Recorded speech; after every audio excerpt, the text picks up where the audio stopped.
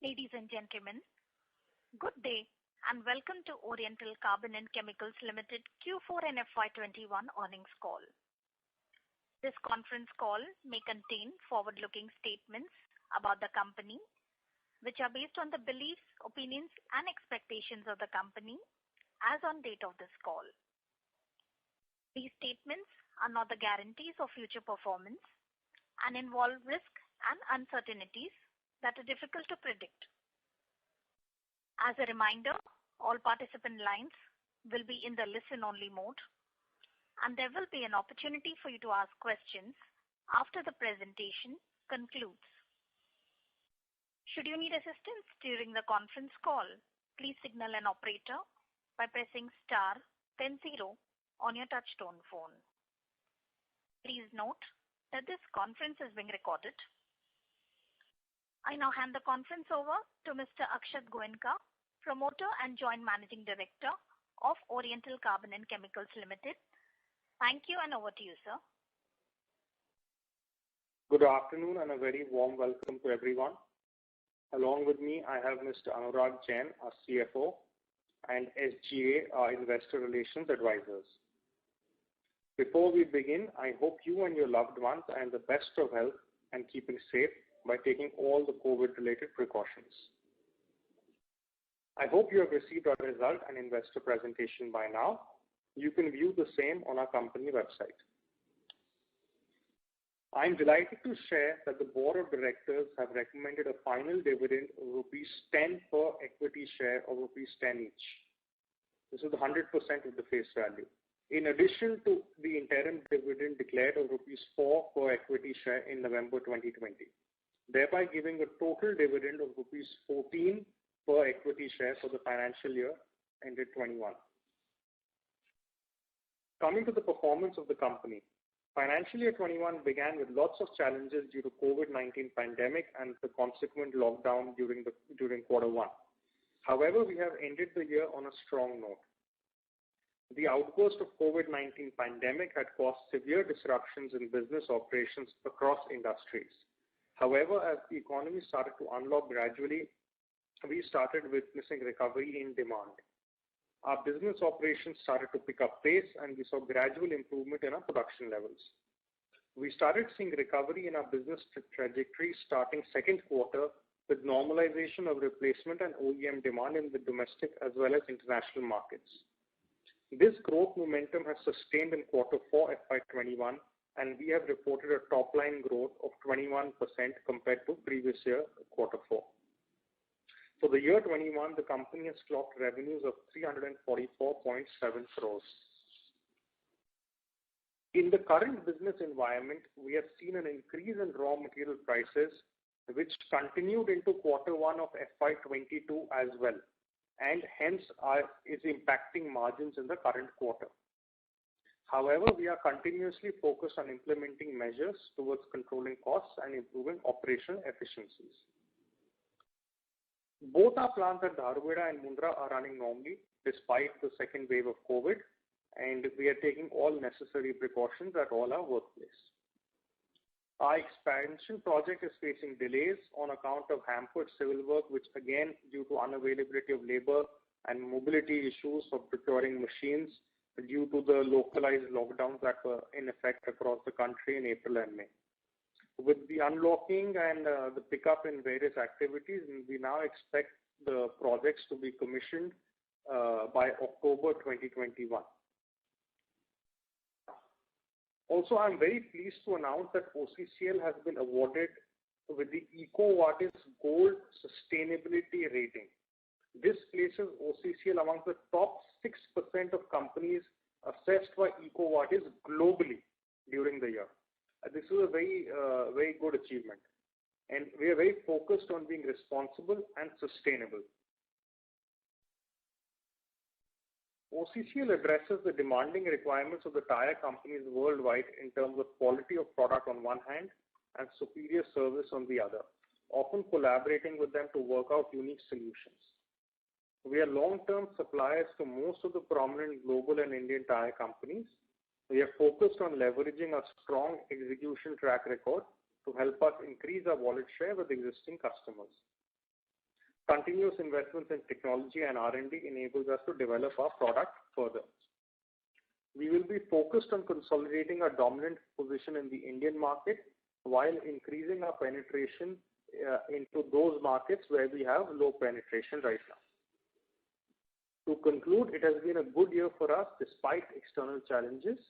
We believe that the short term may be challenging, both from a demand and margin perspective in view of the various disruptions caused. However, we are confident that the medium-term outlook is stable. Now I would like to hand the line over to Mr. Anurag Jain to update you on the financial performance of the company. Thank you.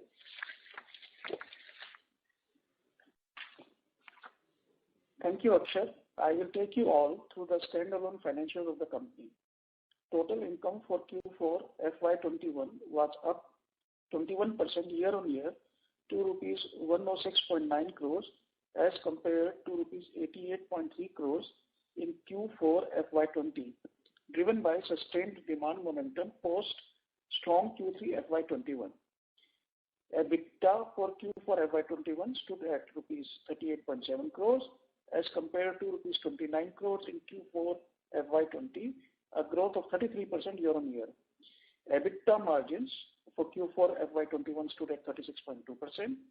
Margins have been affected by increased input costs. However, our sustained focus on improving operational efficiencies and tight cost control has led to limited impact on EBITDA. Profit after tax for Q4 FY21 stood at rupees 24.8 crores as compared to rupees 17.1 crores in Q4 FY20, a growth of 45% year-on-year. Our PAT margins for Q4 FY21 improved by 390 BPS to 23.2%. To quickly summarize the full year numbers, total income for FY21 stood at rupees 344.7 crores compared to rupees 353 crores in FY21. The minor dip in total income was due to Q1 FY21 results being affected by the shutdown of plant due to COVID-19 lockdown and low offtake of material immediately after resumption of production. EBITDA stood at rupees 124 crores as compared to rupees 108.5 crores in FY20, a growth of 14% year-on-year. Margins for the full year stood at 36%. PAT stood at rupees 75 crores for FY21 as compared to rupees 71.5 crores in FY20, a growth of 5% year-on-year. PAT margins for full year stood at 21.8%. With this, I would like to open the floor for questions and answers. Thank you very much. We will now begin the question and answer session. Anyone who wishes to ask a question may press star and 1 on the touchtone telephone. If you wish to remove yourself from the question queue, you may press star and 2. Participants are requested to use handsets while asking a question. Ladies and gentlemen, we will wait for a moment while the question queue assembles.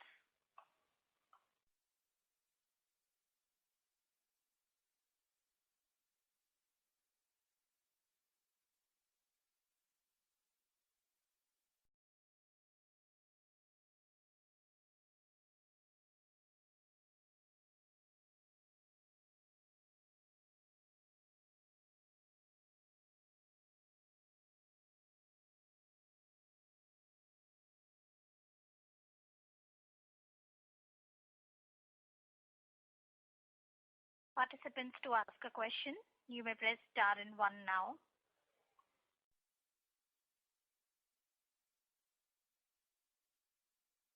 The first question is from the line of Pritesh Chheda from Lucky Investment Managers. Please go ahead. Yes, sir. Do you have any capacity based on whatever on the quarter 3 and quarter 4 capacity utilization that you have for the ensuing year for growth, or now the incremental growth on the revenue that we saw in quarter 3, quarter 4 is purely dependent on the new capacity which kicks in from quarter 3 of FY22? So that was my first question. My second question is, we did a call in quarter 3 around February. We were hopeful of capacity expansion coming in by quarter 1. Just was trying to understand why it's been dragged up to quarter 3 straight. That's the second question. And third is there any supply changes in the industry over the next couple of years? Thanks for the questions. Firstly, I'll answer question 2. We were always hopeful of it coming in July. And then we lost April and May and a lot of June due to our vendors being shut, so equipment's not coming in, labor not there, so that's the reason. And even right now, a lot of people are struggling in getting labor back and supplying us equipment. So since the project is very dependent on external factors rather than internal factors, that's the reason we are saying October. Point number 3, there is no new supply side developments from my side to update on, except for what we've already said before and what are publicly announced. Question 1, quarter 3 and 4, we were practically at optimum capacity utilization. Maybe a little bit here and there is there, but yeah, the major growth would come with new capacity. Okay.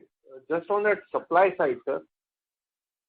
So, in your opinion, what should be the industry capacity utilization today, let's say in quarter 4, because a lot of them would have gone to their full capacity utilization? And over the next 2 years, based on the supply scenario, what do you think should be the capacity utilization in the industry? So, I think, I'll only take it through from us. I would assume that everybody would have been at optimum capacity utilization in quarter 3 and quarter 4. Right. Going forward, capacity is coming in from us. 30,000 tons is coming in from China Sunshine. But I think if the situation remains like it was in quarter 3 and quarter 4, and looking at natural growth rates and all those things, these capacities should get absorbed. I don't have specific data on capacity utilization for our competitors. Okay. So the industry capacity utilization will not go through a sea change in the next 3 years, right? 2 years. Even after the capacity addition. Yeah, this is assuming that in quarter 3 and quarter 4 things were at optimum levels. Sorry? This is assuming that quarter 3, quarter 4 things were at optimum levels, and in the next 1, 2, 3 years, regular levels of growth normalize and increase demand. Okay. Thank you very much, sir.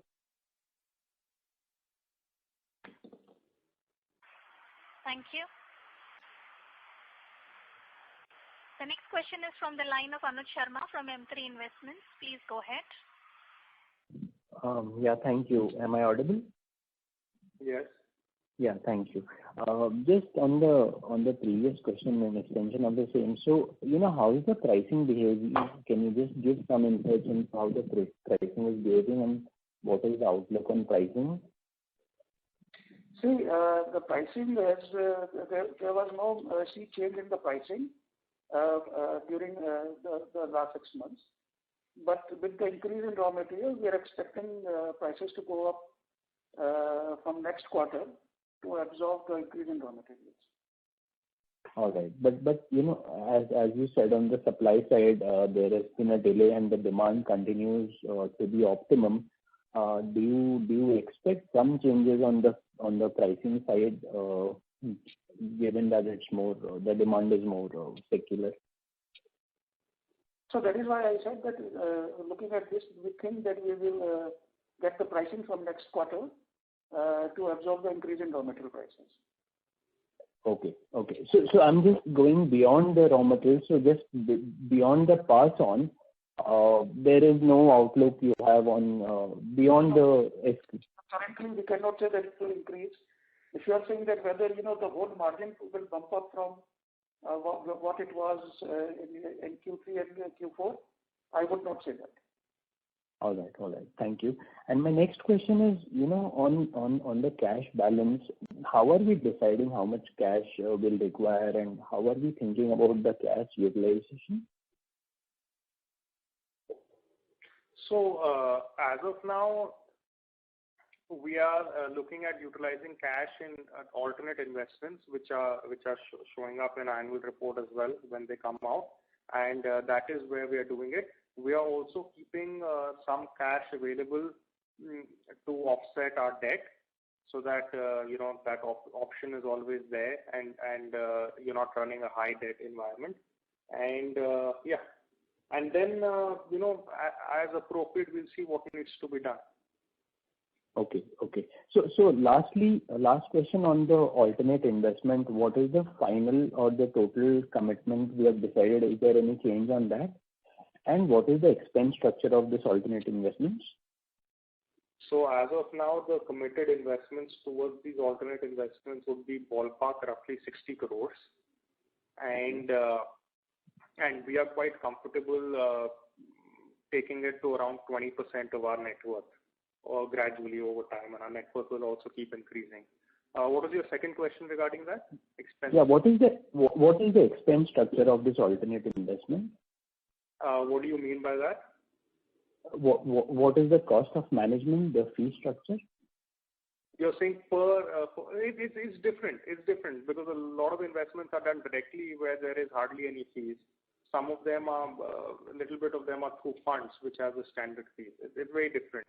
It can't be answered in a general way. All right. Thank you for that. The returns we look at are always net of fees. Okay. All right. Great. Thank you. Thank you. Participants, to ask a question, you may press star and 1 now. The next question is from the line of Shashank Kanodia from ICICI Securities. Please go ahead. Yes, so thanks for the opportunity. So just wanted to understand, so large part of raw material inflation is already building into the numbers, or is there some part which will spill over to Q1 as well? No, large part is going to come in Q1. Okay. So in that case, then what will be a sustainable margin guidance at your end that you would like to guide us? See, the medium-term, long-term guidance remains the same, what we said in last quarter of EBITDA margins in the 28 to 32% range. It's very difficult to guide on Q1 margins and Q2 margins right now. Right. But sir, last 3 quarters you have done much ahead of the 32% upper bracket of the range, right? So, and with operational efficiencies also kicking with the brownfield expansion. So is like 34-35% kind of a range sustainable for us over the long term, 23 at least, FY 23? Look, if you ask is it possible, then yes, any possible. But is it something that we can commit to right now? The answer is no. Okay, fine. Secondly, sir, on the capex front, so out of the entire completed capex, what amount have you spent till date, and what is going to spend in FY 22 and 23? Till March 31st, we had spent around 120 crores odd. Mm-hmm. And in this financial year, just for the current capex, we probably expect to spend another 30-35. Let's call it 35. And then for the second round of capex, the amount would be roughly 60 crores. And the exact deployment depends on when we kickstart it. Right. So, sir, but is it safe to assume that it was by FY 23 and we commission the second phase as well, or it can go even beyond that? I think we'll take a call on this once this line is commissioned. So from the time we take a call to do it, 16 to 18 months is when it will take to commission. And the earliest we will decide on it is in October, after this one is commissioned. Right. And sir, lastly, what is the growth? To answer your question, I would say March 23 is the earliest that it would come. Right. So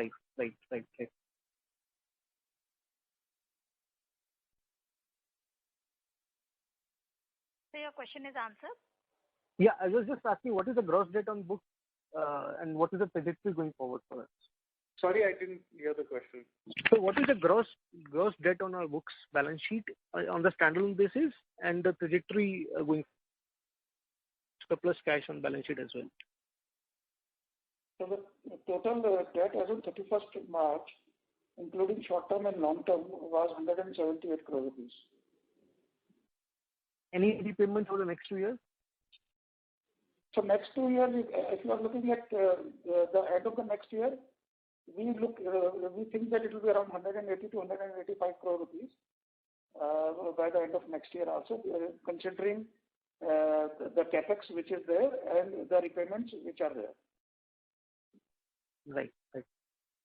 Thank you. Thank you so much. I think we are close. I think we are going to be close to peak debt by September 30th. Yes. Right. Understood, sir. Thank you so much. Wish you all the best. Thank you. The next question is from the line of Chirag from HDFC Asset Management Company. Please go ahead. There's a couple of questions from my side. The first one is, what is the total revenue potential from the new capacity? And if you could break that up between insoluble sulfur and the sulfuric acid part. And when do you expect to achieve full utilization? That's my first question. Just give me a moment.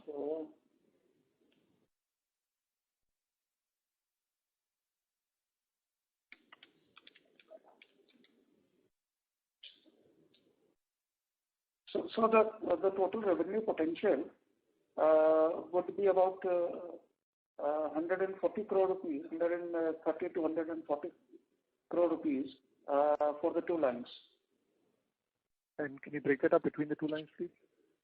Hello? No. So two lines are equal, no? No, sulfuric acid. No, I meant between not the two lines of 5,500 each. I meant between sulfuric. This includes sulfuric acid, external sales as well. Sulfuric acid should be around another 25 to 30 crore rupees. The total potential is 170 crores. Is that the correct understanding?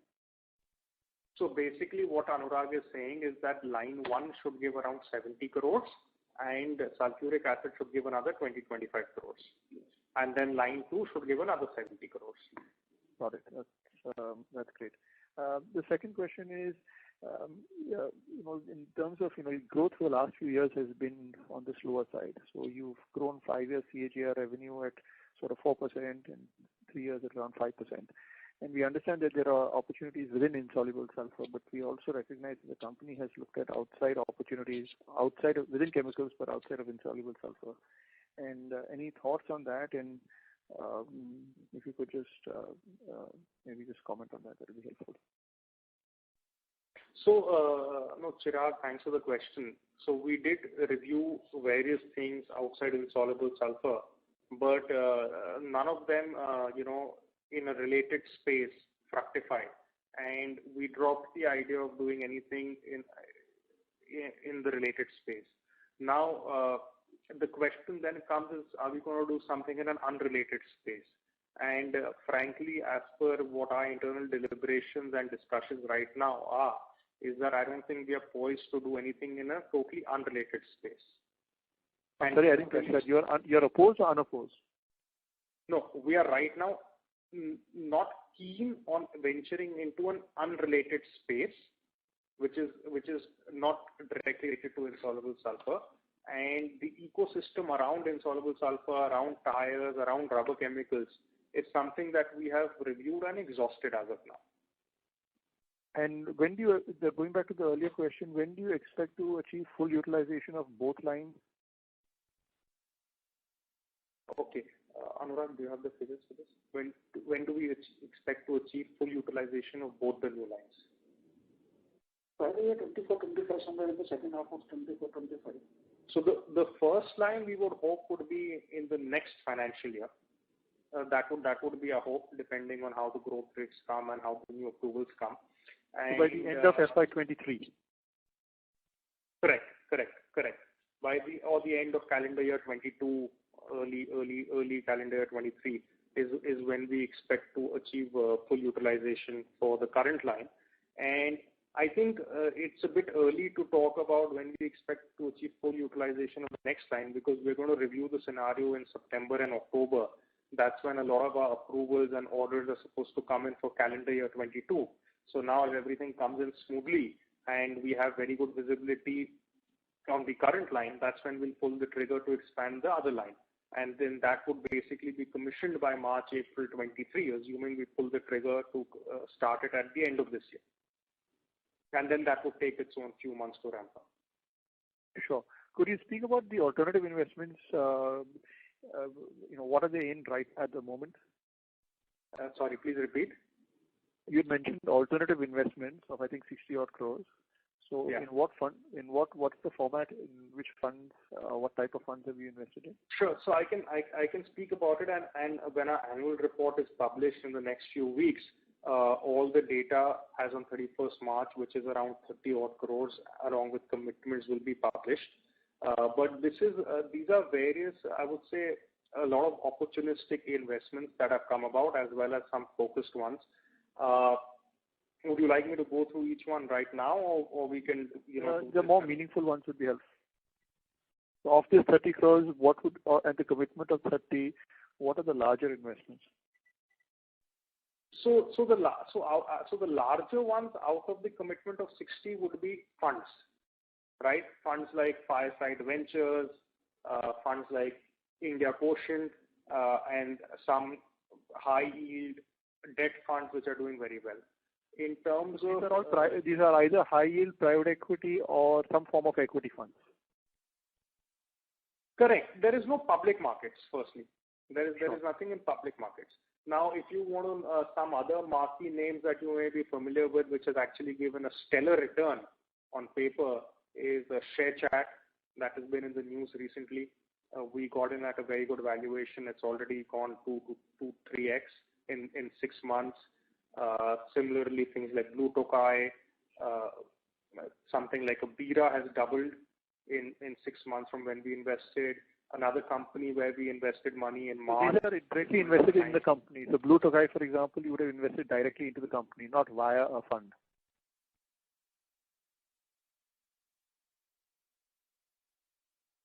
Hello? The line for the management is disconnected. Kindly stay on line till I reconnect them.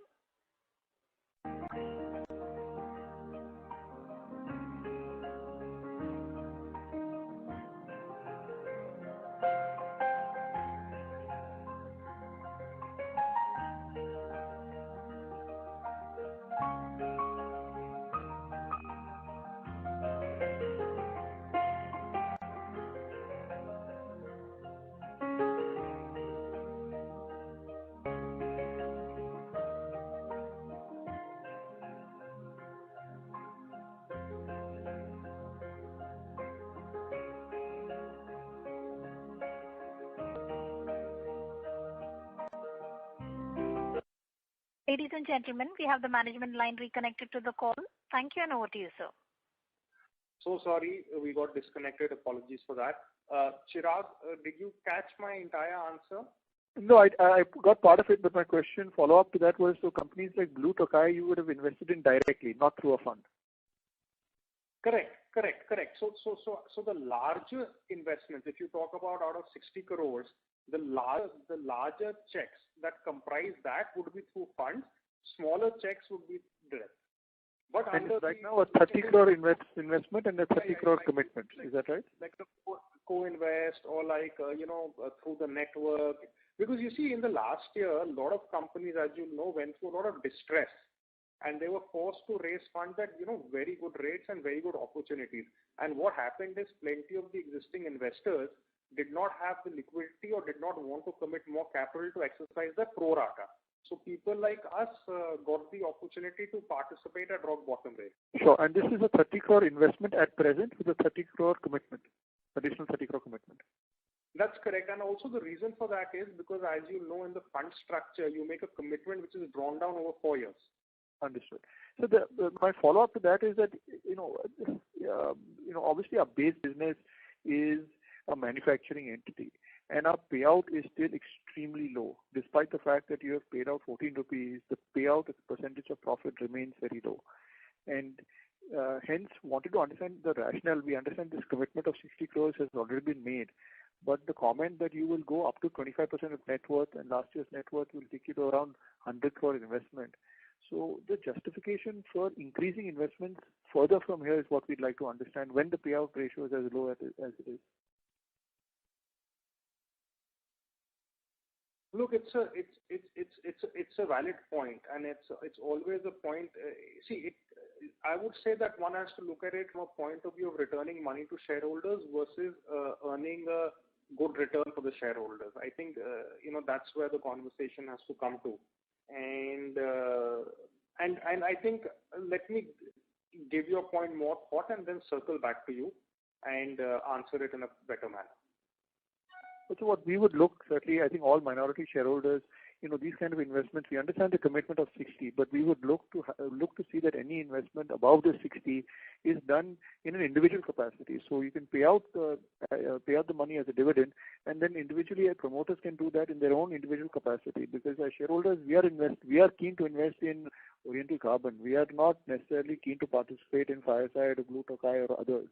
So I would urge management to think about restricting this investment to 60 crores and not enhancing it to 20% of net worth, which is a very, very substantial number in our minds.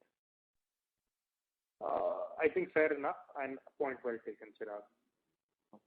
We'll circle back on this. I made a note on it. Sure.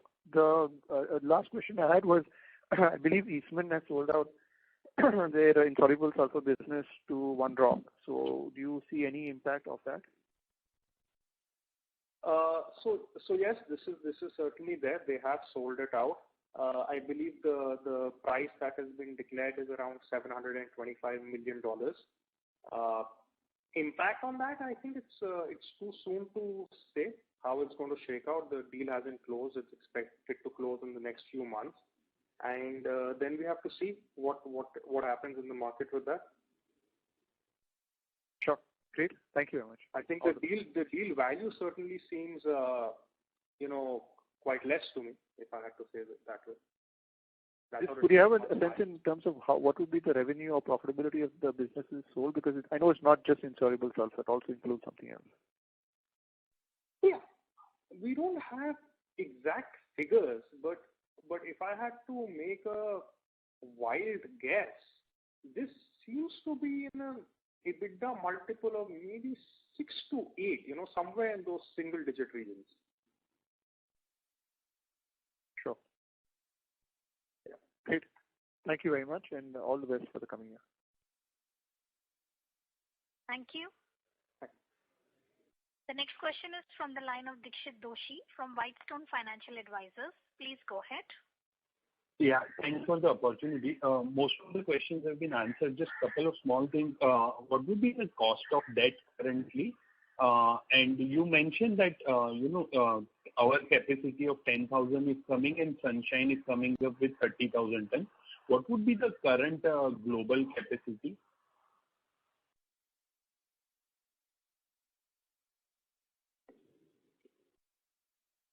So the cost of debt would be somewhere at an average of about 7.3% to 7.4%.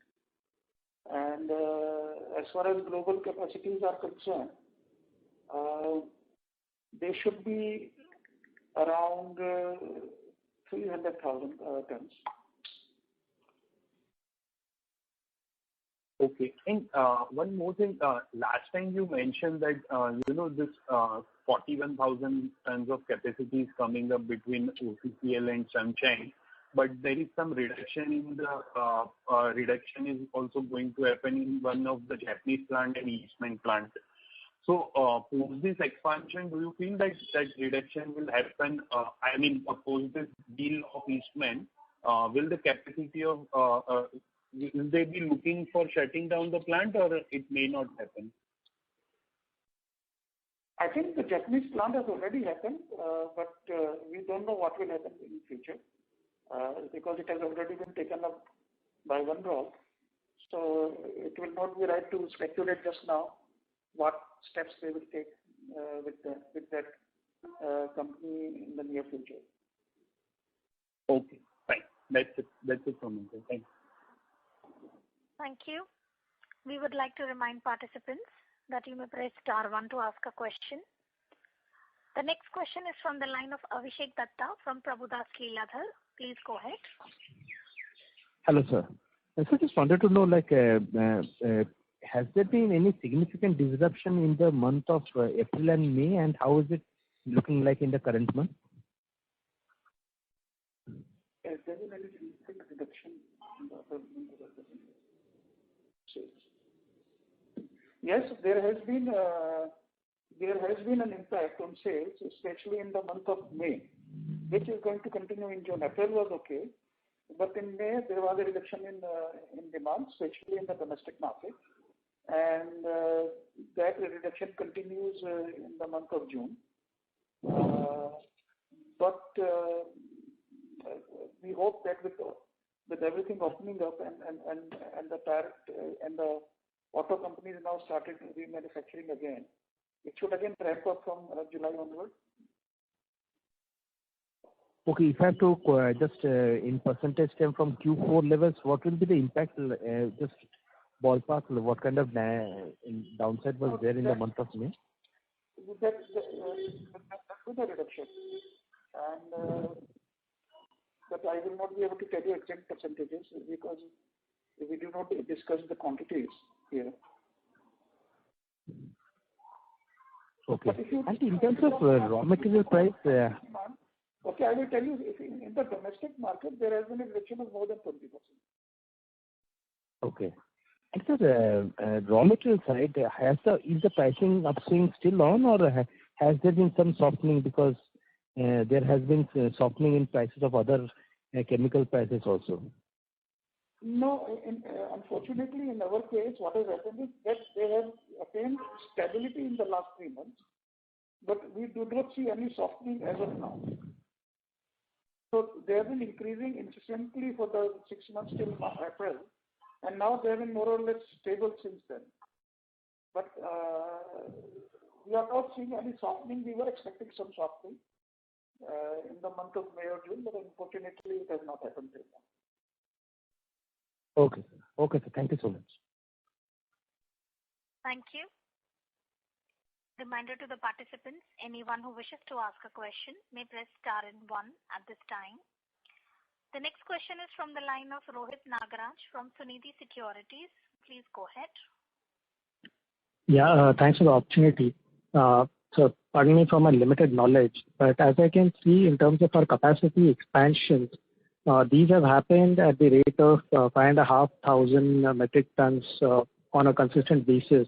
Is there any thumb rule to this? And since we have reached at a level where the growth probably will be relatively faster, again, why are we going at just 5,500 two lines instead of going in for a little higher expansion, which can probably give us benefits of scale?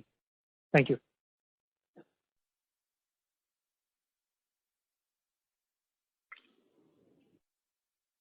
No, there is the only thumb rule is that our lines are designed this way that one line has approximate capacity of 5,500. So these are the lines that we keep adding one by one. There is no other thumb rule on that in terms of demand, etc. Obviously, if the demand is more or less, we can pace the lines accordingly to meet the demand.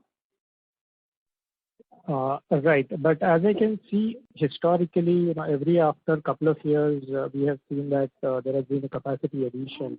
So, is it not possible to do it at one go instead of going it, on a yearly basis, which, as I explained, probably would be good in terms of benefits of scale. So, instead of having the 11,000 tons capacity, directly going for maybe a 22,000 ton capacity, which can give us those kind of benefits. So we buy the land, and when we do the civil work, etc., and common utilities, we do it on the scale for it to be able to meet 11,000 tons. So that is why whenever we do the capex, the first phase is much more expensive than the second phase, because in the second phase only the line comes in, the common utilities, civil work, etc., is done in the first phase itself. Right. And generally, how much time does it take to put up a line? So it takes around 18 months for a line to come up in normal circumstances. Okay.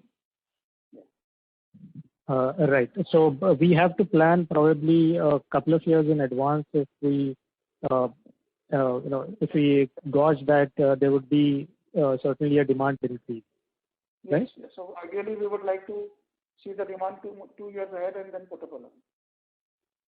Correct. And you explained in the earlier answer that we expect that sometimes in mid-2024, we see the incremental capacity utilization being absorbed, and we are at optimal level. So effectively, it seems that every single year we'll have to add another 5,100 tons of line. Well, that depends on the growth, what growth we see in future. So based on that, we have to time the expansion. Right. We have to take into account what is the market growth that we are anticipating, and accordingly we time the expansion. Right. And just a small clarification. So maybe sometime in 2017, what was the cost to put up 5,500 tons of line, and what has it been now? I mean, just to understand what has been the price inflation in terms of the equipments and the capital expenditure. So when we started off the expansion, there was not much inflation at all. Thankfully, a lot of our equipments and expenditure was done before the COVID. A lot of the commitments are made. After this COVID has come with steel going through the roof, there has been massive inflation. I would say maybe even 30% in just the last 1 year. But we've been protected from a major part of it because we had our orders in before COVID. Sure, that understood. Thanks a lot, and best of.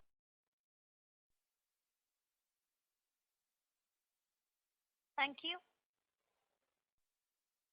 The next question is from the line of Neeraj Mansingka from White Pine Investment Management. Please go ahead.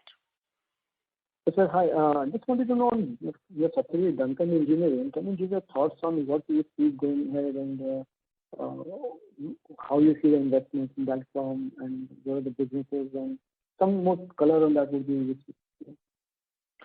So the line is not very clear, but basically what you're asking is how Duncan Engineering is doing and what the way forward is. Am I correct? Yes, sir.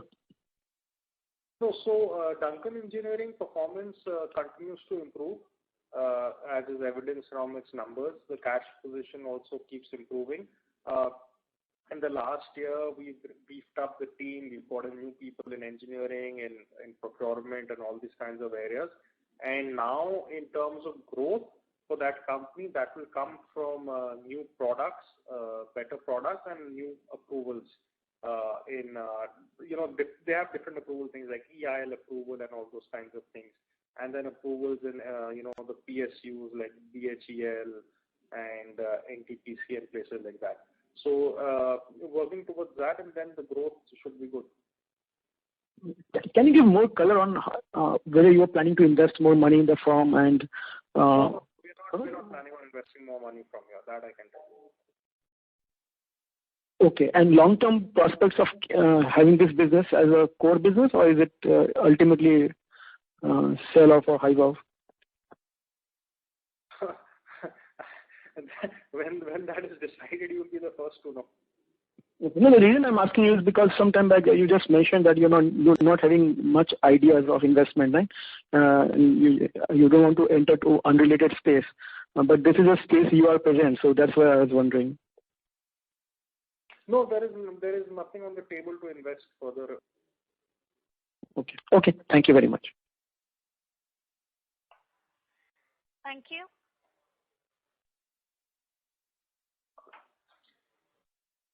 The next question is from the line of Shiv Chinani from Elara Capital. Please go ahead. Good afternoon, sir, and thanks for the opportunity.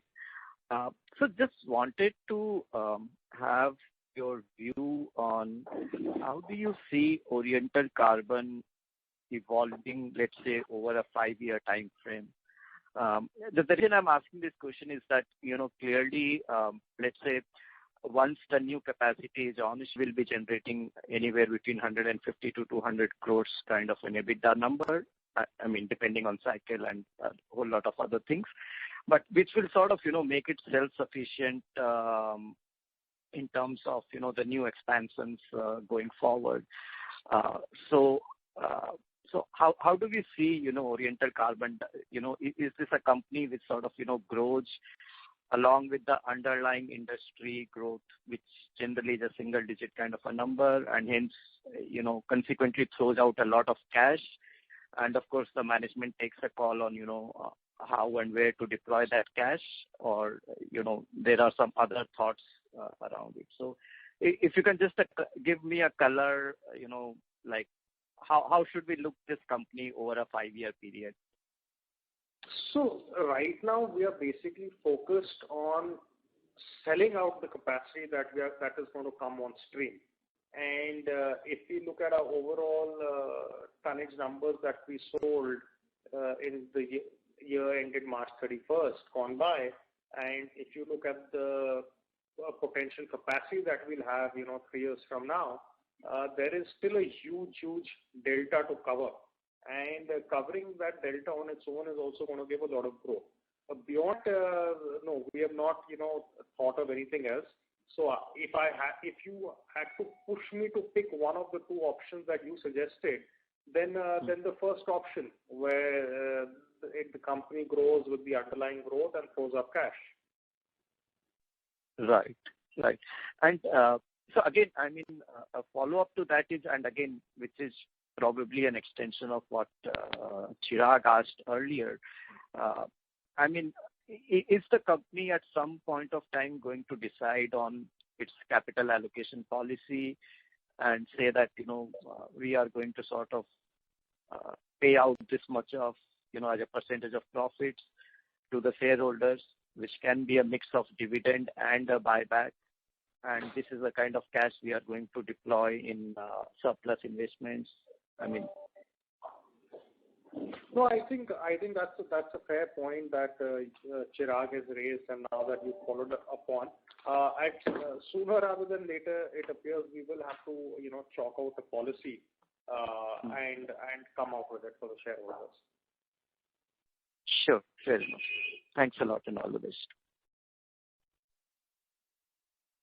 Thank you. The next question is from the line of Apurva Mehta from AM Investments. Please go ahead. Yes, I just wanted to ask this new capacity, what will be the timeline to ramp up this capacity? Like if it, when it starts in October, can we ramp up in a month's time or 2 months' time if the demand is there? Or it will take some time to ramp up? So what Akshat has also pointed out, that once it starts in October, we hope to ramp up a substantial part of it by 22 when the anticipated orders should flow in for the next year. So the dispatches of that should start from, some from November, December for exports or January, like that. Okay. And on the customer front, when you were, they're telling we will be ramping up and exporting more to US, are we still in place and getting getting new customers from the US, or what's your take on that? So yes, we are looking at new customers from US, but not new customers globally. Most of them would be plants of the customers where we supply elsewhere, but not in US. So that will be there. Okay. And a request to the management, to think about giving dividend, which is taxable very high nowadays for a HNI kind of thing and everybody. It's better to have a buyback kind of a thing, which will be sustainable buyback, where the management having only 51-52% kind of holding. So that can also go up, or management participating in that same buyback, and the company is still traded at a very reasonable or a less than fair value kind of thing. So it's better to have a buyback kind of a thing that would be more tax friendly also. Okay, we have noted what you have said. Yeah. Thanks a lot. Thank you. The next question is from the line of Rajat Sethia from iThought Financial Consulting. Please go ahead. Hi, thanks for the opportunity. So my first question is, what will be the blended tax rate after the new capacity comes online? No, so are you talking about tax rate after the new capacity? Correct. On the new So revenue. the tax rate applicable to now is 25% plus surcharge.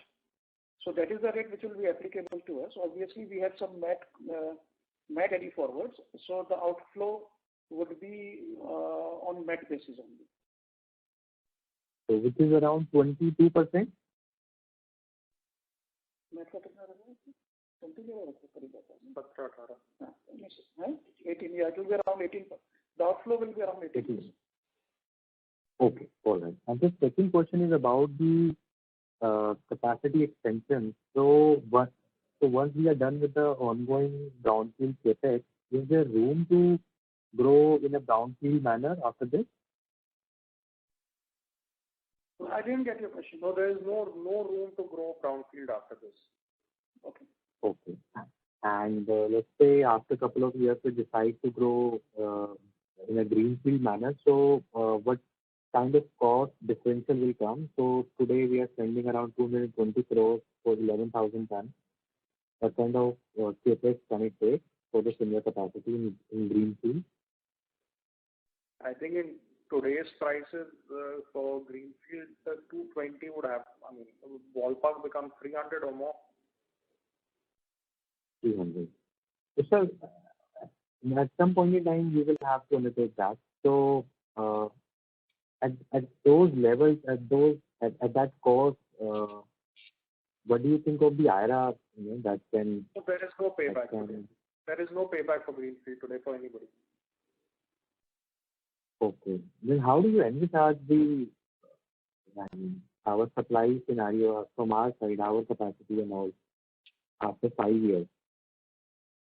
Because if there is no payback, then are we not going to grow after 5 years? That bridge will have to be crossed when we reach there. That's today's situation is what it is. Today's situation is 47,000 tons brownfield expansion and greenfield expansion is not viable. Now let's see when the time comes what the market scenario is at that stage. Sure, sir. Appreciate your reply. Thank you so much. Thank you. The next follow-up question is from the line of Pritesh Chheda from Lucky Investments. Please go ahead. Just I have one follow-up. In the quarter gone by, which is the current quarter, were our units, plants operating or they were shut for some days? No, the plants were not totally shut for any day. So they were operating, albeit at a lower capacity because of the fall in demand, but they were operating, yeah. And for us, export demand. Sorry? If the demand went, we took shutdowns more because demand went down, right? So we did not run the plants because of that. So plant was unoperational for how many days in the quarter? No, sorry, we took shutdown of lines. The plants were operational. Okay, understood. And for us, the export should have been doing well, right? Yes, again, exports did well in April. There is a slight decrease in the month of May and June. Hopefully, it should come back in July. But the decrease has been more remarkable in the domestic market. Okay. Thank you, sir.